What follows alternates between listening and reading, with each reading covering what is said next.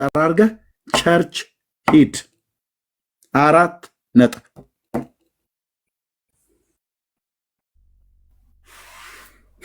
ታብታብ ካደረኩ እሱ ራሱ የአገልግሎት ዘርፍ ነው ብለህ ታብታብ የሚባል እኮ ጸጋ የለም ብራዘር። የአገልግሎት ነው ብለን ስንል ታብታብ ኮፒሊንግ ሼር ምናምን ብለን ስንል እዛ የአገልግሎት ዘርፍ ነው ብለህ ልትል ነው እንዴ? ታብታብ የሚባል ወንጌላዊ ወይ ፓስተር ወይ ነቢይ ተብሎ ይፈታል። ታብታብ ሀብታሙ፣ ታብታብ ዘርጋው፣ ታብታብ ሄሉዬ ብለን እንድንልሽ የለም። ይሄ የአገልግሎት ሹመት ሆኖ ኤርሚ ታብታብ ማድረግ አገልግሎት ነው ብለዋልና ብለህ ብትል ኦኬ፣ አዎ አንዱ መቼም አገልግሎት እንትን ነው፣ ግን የጸጋ ስጦታ ተቆጥሮ ታብታብ ብሩኬ ብዬ ብለው አሁን እያላገጥኩ ነው ወይስ እንዴ? ግባና ቸርች አገልግል። አናደድኩህ? ክብር ለመንፈስ ቅዱስ ይሁን። እንኳን ማናደድኩ። ገቢና ቸርች ሂጂ ቃለ ሕይወት እዛው ቀድሞ እንደለመደብሽ ማለት ነው።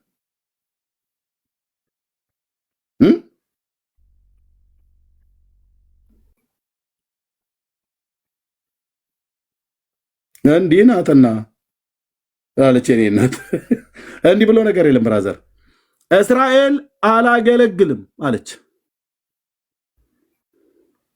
አላገለግልም ብላ ያለችበት ምክንያት ቢዚ ሆና ነው። በምን ከፍ ካለው ኮረብታ ሁሉ ላይ ከለመለመው ዛፍ በታች በሏት።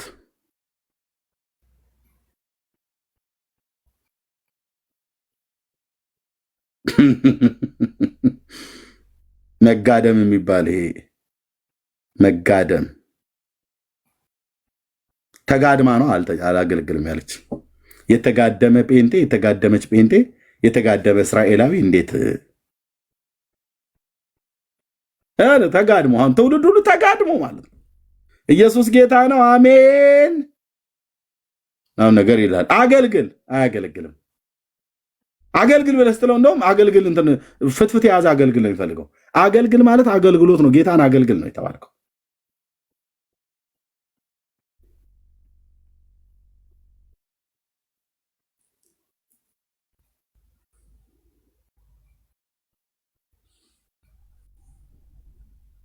ተናግረናል ብራዘር። ከዛ ጌታ ተጋደምሻላት። ይሄ መጋደም ነገር ነው የእግዚአብሔርን ሕዝብ እንዳያገለግል ብሉይ ኪዳንም ላይ የያዘው እዚህም እኛ ጋር የያዘው። በቃ ፍጥጥ ብዬ ጀርባዬን አዙሬ አልናገርም፣ ቀጥታ ነው የምናገረው። ይቅርታ እኔ ሌሎች ጉባኤ ነው የምናገረው፣ ለእናንተ ብዬ አይደለም። ለእናንተ ነው እዚህ ላሉት የምናገረው፣ ለእኔም ነው የምናገረው። ከፈለክ መሄድ ትችላለህ።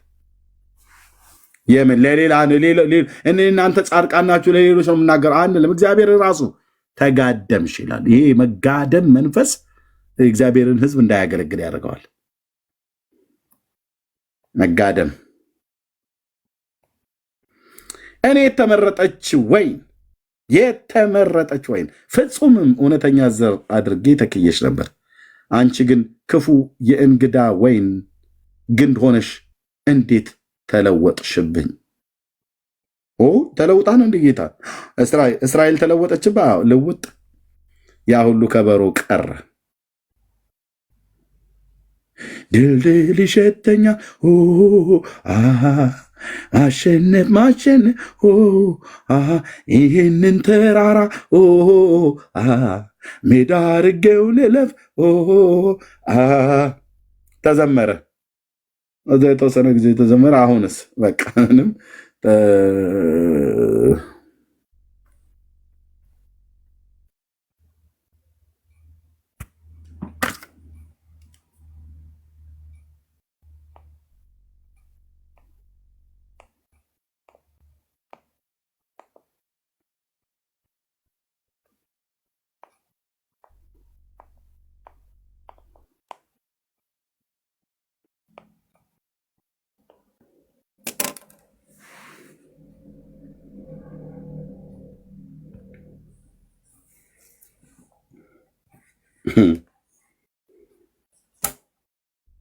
ጌታ ግን ቸር አይደል? መለሳት። እዚህ ጋር ምን አላት? ቁጥር 31 ላይ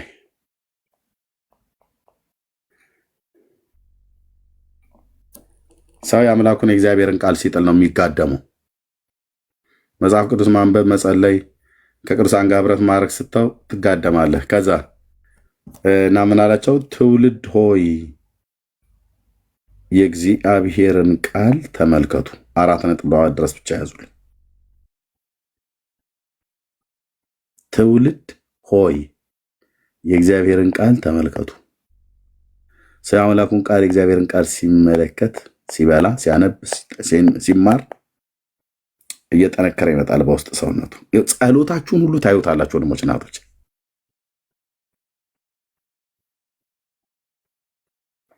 እየበረታን ነው የምንመጣው። ምክንያቱም የምንበላው የእግዚአብሔር ቃል፣ የምናነበው የእግዚአብሔር ቃል ህይወትን መንፈስም ስለሆነ ማለት እየበረታን ነው የምንመጣው። አቤት ያበርታል። በውስጥ ሰውነት በኃይል እየጠነከርክ ነው የምትመጣው።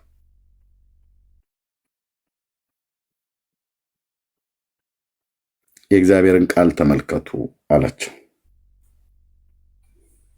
አሁንም ስላልሰማች በኤርምያስ በኩል ተናግሮ መጨረሻ ሆሴ የሚባል ነብይ አምጥቶ አባብላታለሁ አለ።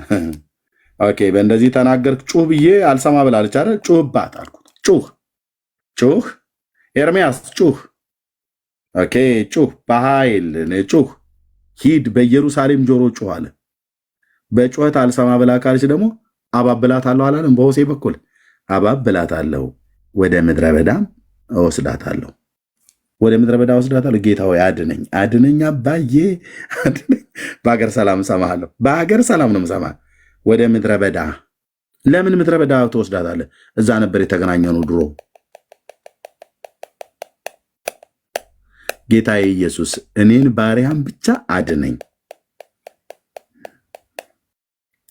በሆሴ በኩል እኮ ነው። አባብላታለሁ፣ ወደ ምድረ በዳም እወስዳታለሁ፣ ዘር ባልተዘራበት በምድረ በዳ፣ ዘር ባልተዘራበት ምድር እንደተከተልሽኝ አስቤያለሁ። እዛ ቀድሞ የተገናኘንበት ቦታ ላይ መልስሻለሁ። አድነን ነው። ከዛስ ለበረከት እንዲሆን የአኮርን ሸለቆ ሰጥሻለሁ። እዛ ለልቧ እናገራለሁ አለ እንጂ ለልቧ እዛ እናገራለሁ።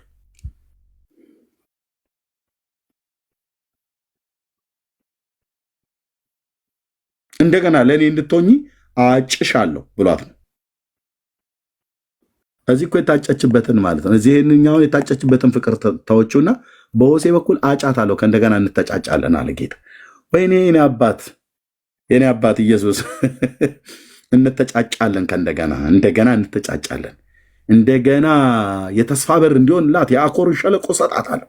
ከዛስ ከግብፅ ምድር በወጣችበት ቀን እንደምትዘምረው ዝማሬን ባፏ ከታለው፣ ከበሮዋን ታነሳለች። በአሬ ብላ ከዚህ በኋላ ባዕልን አትጠራውም። ባሌ ብላ ግን እኔን ትጠራኛለች። ኪዳናችን እናድሳለን እያለ ነው። ይኸውልህ የእግዚአብሔር ፍቅር፣ ይኸውልህ የእግዚአብሔር ፍቅር።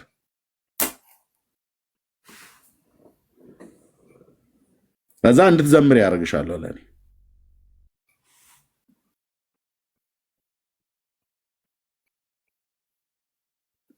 ጥሩ ነው ቢንዬ፣ ጌታ ኢየሱስ ይወድሃል። አንተ ድምፅህን ስሰማ ያስፈራኛል፣ የጨለማው አበጋዝ አልከኝ አይደል? እወድሃለሁ ብራዘርዬ። እቺ ቃል ግን አንድ ቀን ታጥፋ። በእውነት ኤርምዬ፣ ጌታ መንፈስ ቅዱስ በአንተ በኩል ሲነካኝ፣ ለምን ፈራህ? እግዚአብሔር እየተናገረ ነው ማለት ነው። እየተናገረ ነው ብራዘርዬ። በጋዝ ምሰራ እንዳይመስልህ። ይህንን እረኛ እግዚአብሔር ምሕረት አድርጎለት ሲያመጣው ከየት እንዳነሳኝ ያውቃል። እንግዲህ በልብ ውስጥ ፍርሃት ካመጣ ይሄ ፍርሃት ወደ ንስሐ እንዲያደርስ የእግዚአብሔር እድል እየሰጠ ነው። በመጽሐፍ እንደዚህ ይላል ወንድሜ፣ በታላቁ ነቢይ በኢሳይያስ በኩል እግዚአብሔር በሚገኝበት ጊዜ ፈልጉት፣ ቀርቦም ሳለ ጥሩት። ክፉ ሰው መንገዱን በደለኛም ሐሳቡን ይተው፣ ወደ እግዚአብሔርም ይመለስ፣ ርኅራሄው በሱ ላይ ነውና ይላል። ርኅራሄው በአንተ ላይ ነው ብራዘር። እኔ ስናገር ፍርሃት ከተሰማህ ይሄ እረኛ ተናግሮ ምንም እንደማያመጣ እኔ እነግርሃለሁ። ግን ይህንን እረኛ ውስጥ በዚህ ሸክላ ዕቃ ውስጥ የከበረ መዝገብ አለ። ያ መዝገብ ክርስቶስ ኢየሱስ ነው። የክርስቶስ መንፈስ በውስጤ አለ። ስለዚህ ለሕይወት የሚሆን ንስሐን እንዲሰጥህ ጸልይልሃለሁ ብራዘርዬ። ፍርሃት ካለ እግዚአብሔር እንዲያተርፍህ ጸልይ ብራዘር።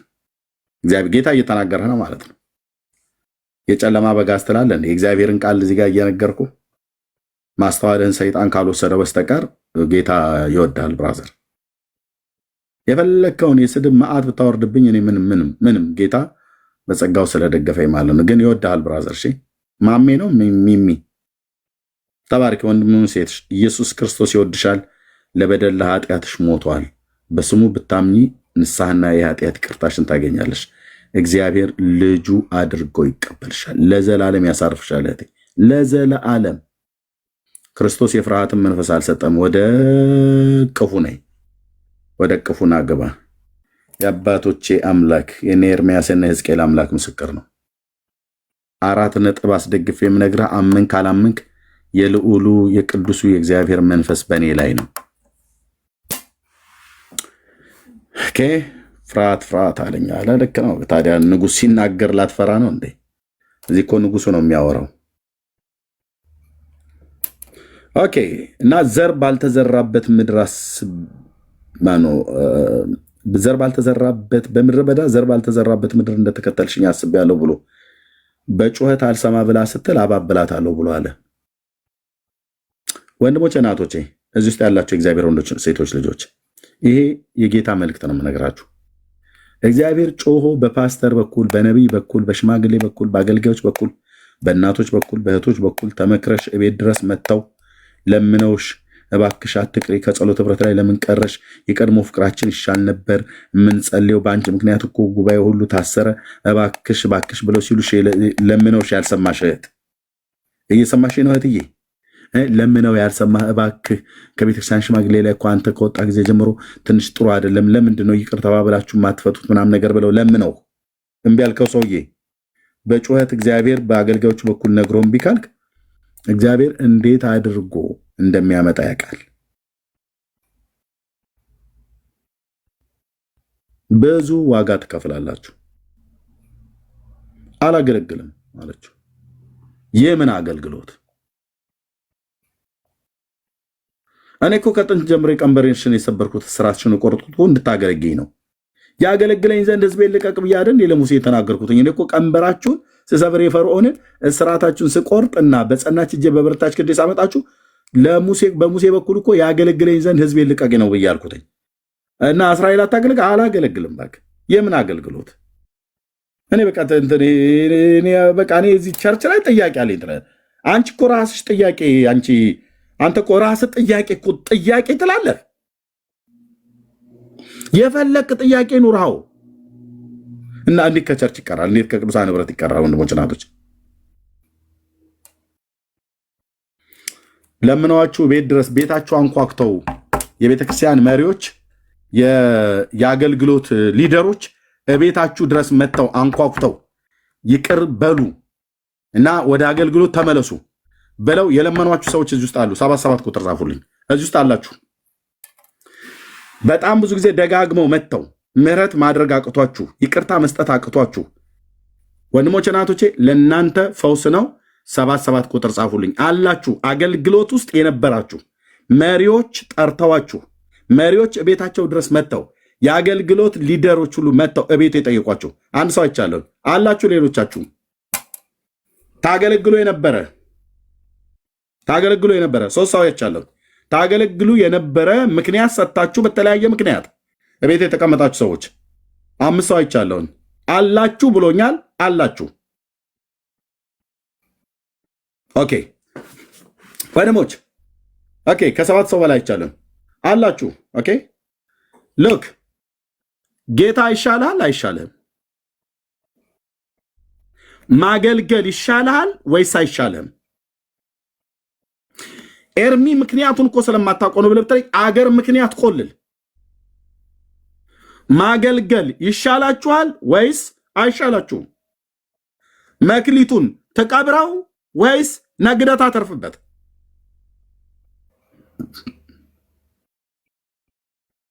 መክሊቱን ተቀብሪው ወይስ አትርፈሽ ትጠብቂዋለሽ ጌታ?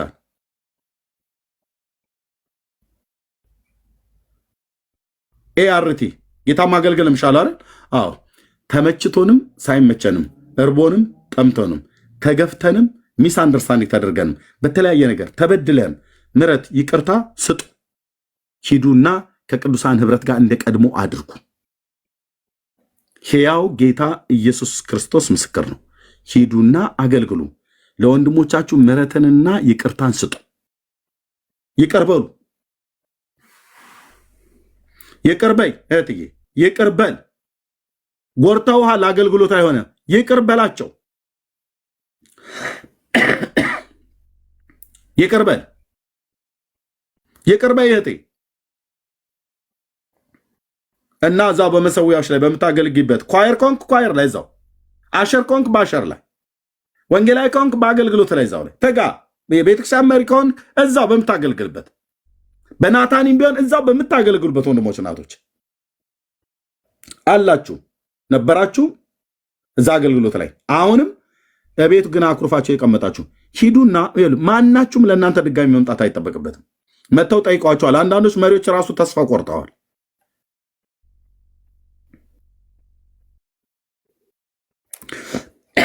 ብሩኬ የመጨረሻውን ተናግሮ እንደዘጋው ነው ተናገር ብዬ ሰጠሁትኝ። እግዚአብሔር ግን ወደዚህ ከወሰደኝ በመንፈስ መነዳት ነው የምናገረው። ሂዱ ተነሱና፣ እሺ ወንድሞች እናቶች፣ ሂዱ ተነሱና ይቅር በሉ። ይቅርታ ጠይቀዋችሁም ከሆነ ይቅርታ አልሰጥም ብላችሁ ቤት የተቀመጣችሁ ሂዱና ይቅርታ ስጧቸው። እነዛን ወንድሞች እነዛን እህቶች ይቅር ተባባሉ። እንደገና ቀጥል ብራዘርዬ። ሲተጉ የሚያገኛቸው ነው ብሎ ያለው ለፍቅርና ለመልካም ስራ እርስ በርስ እንተያይ ነው ብሎ ያለው።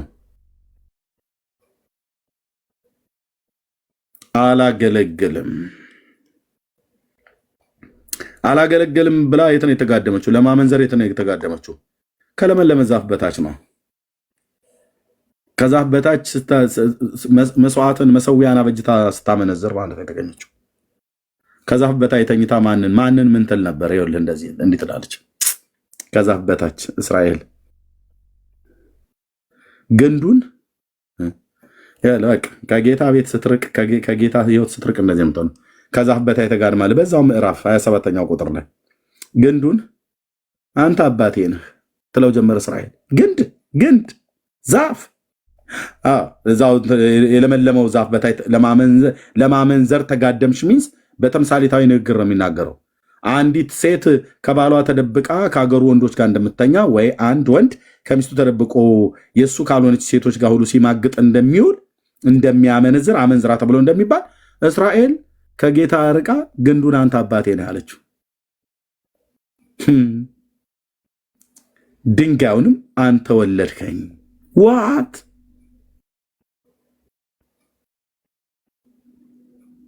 ድንጋይ ማን የወለዳችሁ? ድንጋዩ ነው። ይሄ ድንጋይ በጣም ነው ጸሎት የሚሰማው እያሉ ማለት ነው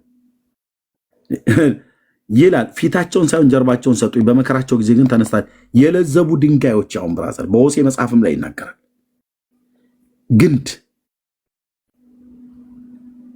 ከለመለመ ዛፍ በታች መስዋዕትን ትሰዋ ነበር። ለማን? ለሰራዊት ጌታ ለእግዚአብሔር ሳይሆን ለአሕዛብ ጣዖታትና ለአጋንንት። ያኔ ምን አላት? በቃ አመንዝረሻል አላት። አመንዝረሻል። ለማመንዘር ነው የተጋደምሽው።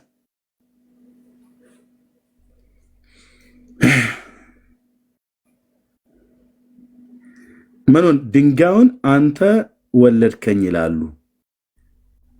ግንዱን አንተ አባቴ ነህ፣ ድንጋዩን አንተ ወለድከኝ። ድንጋዩ ወለደኝ፣ ግንዱ አባቴ፣ ድንጋዩን ወለድከኝ ይላሉ።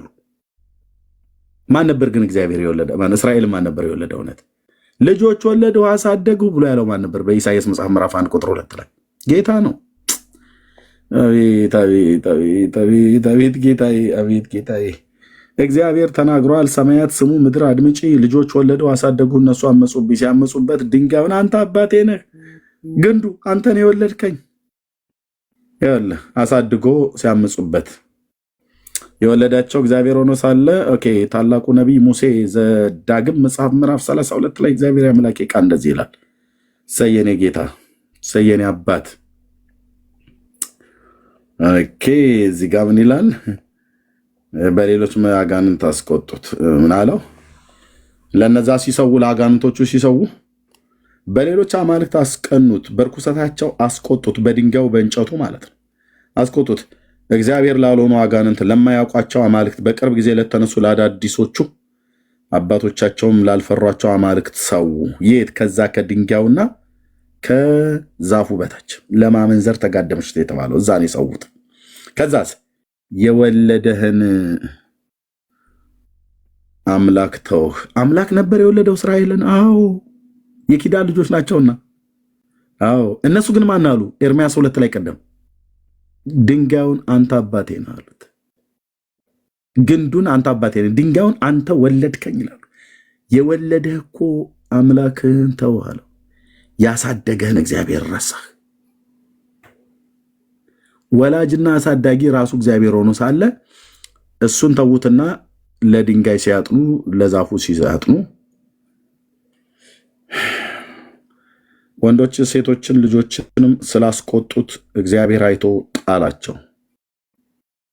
እርሱም አለ ፊቴን እሰውርባቸዋለሁ፣ ፍጻሜያቸው ምን እንደሆነ አያለሁ። ጠማማ ትውልድ ያልታመኑም ልጆች ናቸው ግን ያልታመኑ ልጆች ብሎ ይጠራቸዋል። ስለወለዳቸው እነሱ አባትነቱን ቢክዱ ድንጋዩን አንተ አባቴ ነህ አንተ ወለድከኝ ብለው ቢሉ እሱ ግን ልጆቼ ነው ብሎ የሚጠራቸው። ግን ምን አይነት ልጆች? ያልታመኑ ጠማማ ልጅ፣ ያልታመነ ልጆች ናቸው። አምላክ ባልሆነው አስቀኑኝ አለ።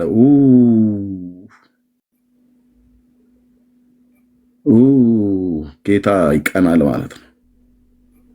አምላክ ባልሆነው አስቆጡኝ፣ በምናምንቴዎቻቸውም አስቆጡኝ ካለ በኋላ አሁን ያለችው እስራኤል ላይ ከዚህ በፊትም የነበረው በተለይ በዚህ በ2000 ዓመት ከጌታ ከኢየሱስ ክርስቶስ በኋላ እስከ ዘመነ ፍጻሜ ድረስ የሚሆነው ይሄ ቃል ነው የሆነባቸው። በምናምንቴዎቻቸው አስቆጡኝ አይደል? እኔም አለ ሕዝብ ባልሆነው አስቀናቸዋለሁ።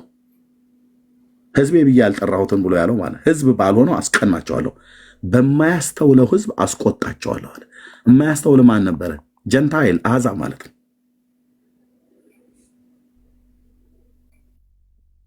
አስቀናቸዋለሁ።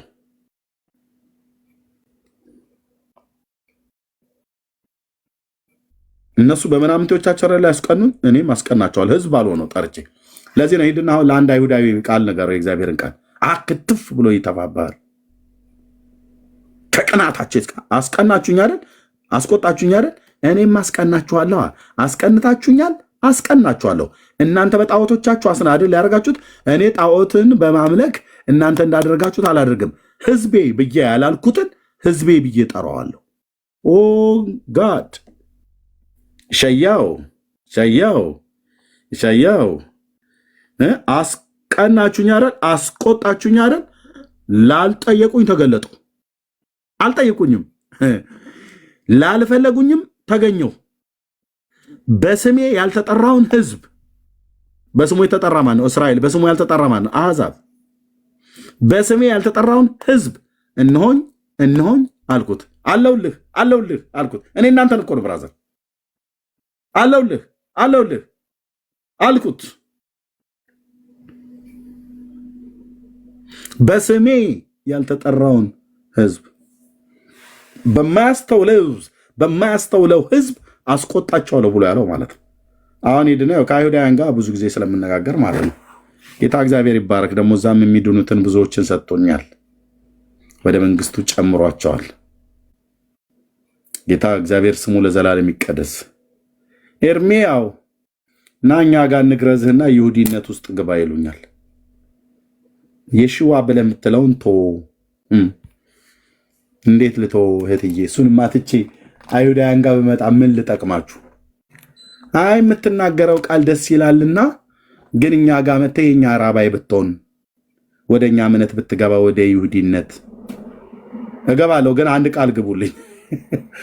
እንገርዛለን ብላችሁ ብትሉኝም እገረዛለሁ። ችግር የለውም። ጳውሎስ ጢሞቴዎስን ሐዋርያ ሥራ ምዕራፍ 16 ላይ በአይሁድ ሁሉ ፊት ገርዞታል። አሞጽዬ ንገርልኝ፣ በእውነት እገረዛለሁ። ግን አንድ ነገር እንተማመን። የሺዋሁ አዶን ብዬ ነው የምሰብከው ስመጣ። አዎ እሱን ማልሰብክማ ከሆነ ምን አድርግልኛል?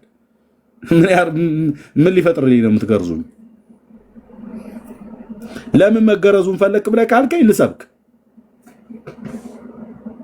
ጢሞቴዎስም ተገርዟል እኮ ብራዘርዬ፣ ግልጽ አይደለም እንዴ? ተገርዟል። መገረዝም አለመገረዝም አይጠቅምም ብሎኛል ጳውሎስ። አዎ በክርስቶስ ኢየሱስ አዲስ ፍጥረት መሆን እንጂ ቆየው እኮ ዛሬ 25 ምናምን ነገር አለ እና ለምን ፈለከው? እነሱ ከፈለጉ ሙሉ በሙሉ አይቁረጡት እንጂ የሚገርዙ ከሆነ ገርዘውኝ እገባለሁ። ኪፓዬን አድርጌ ይሰብካለሁ። ዳርያዝ እላለሁ እንዴ ከኢየሱስ ውጪ ሌላ የሚያድን አለ ብሎ ቃል አይሁድም መዳን አለበታ። ግልጽ አይደለም እንዴ ንግግሬ? አይሁድም መዳን አለበት። የሺዋውን ማመን አለባቸው። የሚወዳቸውን የዋሁን ትሁቱን ጌታ በሰጠኝ በጸጋው ላሳውቃቸው ይገባል፣ ልናሳውቃቸው ይገባል። አረ ወንድሞች ናቶች፣ አዎ ንጉሷ ትሁት ሆኖ በአህያ ውርንጫና በውርንጫይቱ ወደ ኢየሩሳሌም የመጣች አንቺ ኢየሩሳሌም እልል በይ፣ የጽዮን ልጆች ደስ ይበልሽ ተብሎ ከተባለ ጥቂት ልጆች ብቻ ደስ ብሏቸው ወደ ከተማይቱ ገባ። ወደ ከተማዋ የገባው ጌታ ግን አላወቀችውም። ለሰላምሽ የሆነውን ይሄ ነገር ከዓይንሽ ተሰውሮብሻል። ጠላቶችሽ ቅጥርን ቀጥረዋል፣ ድንጋይ በድንጋይ ሳይፈርስ ባንቺ አይቀርም። የመጎብኛሽን ዘመን አላወቅሽምና ብሎ አለቀሰላት። ኢየሩሳሌም